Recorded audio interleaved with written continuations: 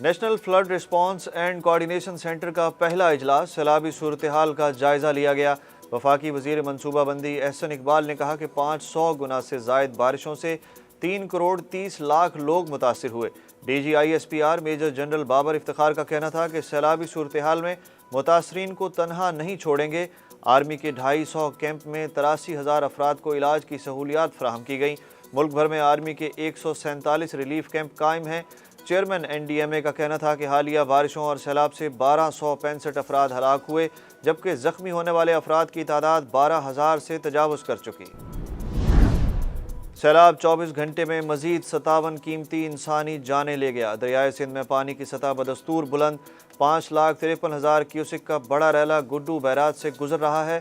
کند کوٹ کے مقام پر پانی کی سطح بلند ہونے سے کئی گاؤں زیر آب آ گئے۔ این ڈی ایم اے کی رپورٹ کے مطابق ملک میں 5,563 کلومیٹر سڑکوں کو نقصان پہنچا۔ ملک میں 80 اضلاع تاحال بارشوں اور سیلاب سے شدید متاثر ہیں۔ منچر جھیل میں پانی کی سطح 22 فٹ بلند ہونے کے بعد پانی بھر گیا۔ خانپور ڈیم میں پانی کی سطح خطرناک حد تک بلند ہونے پر سپل ویز کھول دیے گئے۔ Army chief general Qamar Javed Bajwa نے رجحان راجن پور کے سیلاب سے متاثرہ علاقوں کا دورہ کیا۔ آرمی چیف کو سیلاب سے متاثرہ علاقوں میں جاری ریسکیو اور ریلیف آپریشنز پر تفصیلی بریفنگ دی گئی۔ آرمی چیف نے سیلاب سے متاثرہ لوگوں سے بھی بات چیت کی اور انہیں یقین دلایا کہ متاثرہ آبادی کی مدد کے لیے تمام وسائل بروئے کار لائے جائیں گے۔ جنوبی پنجاب کے سیلاب متاثرین وبائی امراض کی لپیٹ میں آ گئے۔ محکمہ صحت کے مطابق ڈی جی خان راجن پور میں گزشتہ 7 روز کے دوران بیماریوں کے پھیلاؤ میں تیزی سے اضافہ ہوا۔ مظفر گڑھ کے سیلاب متاثرین بے یار و مددگار امداد کے منتظر۔ محکمہ صحت کے مراسلے نے پنجاب حکومت کی سہولیات کا بھانڈا پھوڑ دیا۔ مراسلے میں انکشاف کیا گیا کہ مظفر گڑھ میں فلڈ کنٹرول سیل میں کوئی ڈاکٹر ڈیوٹی پر موجود نہیں اور نہ ہی محکمہ صحت کے کسی ایک افسر نے 1 ہفتے تک کسی سیلابی کیمپ کا دورہ کیا۔ محکمہ صحت نے مظفر گڑھ کے افسران کو شو کاز نوٹس جاری کر دیا۔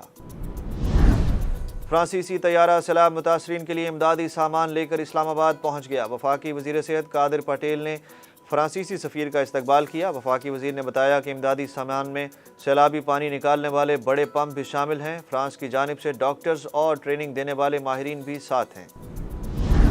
محکمہ موسمیات نے ملک کے بالائی علاقوں میں مزید بارشوں کی پیش گوئی کر دی۔ محکمہ موسمیات کے مطابق آج رات سے منگل تک آزاد کشمیر، گلگت بلتستان، اسلام آباد، راولپنڈی، مری، چکوال میں گرج چمک کے ساتھ بارش کا امکان ہے۔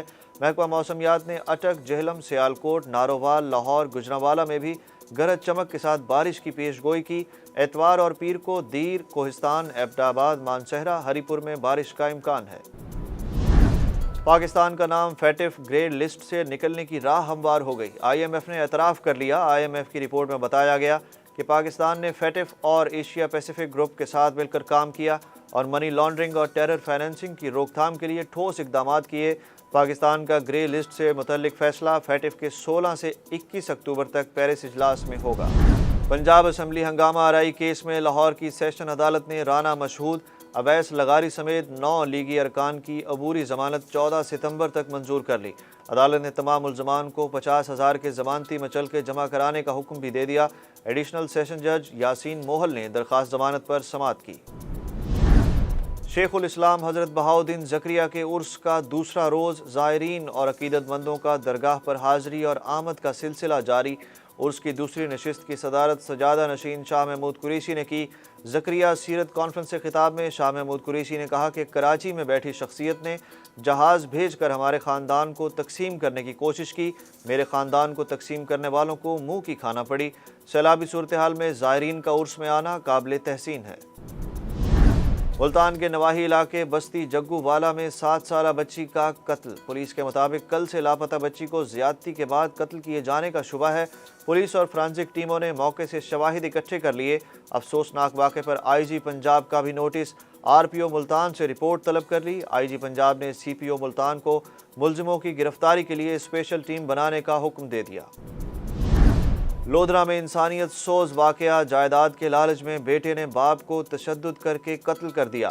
واردات کے بعد ملزم فرار ہونے میں کامیاب۔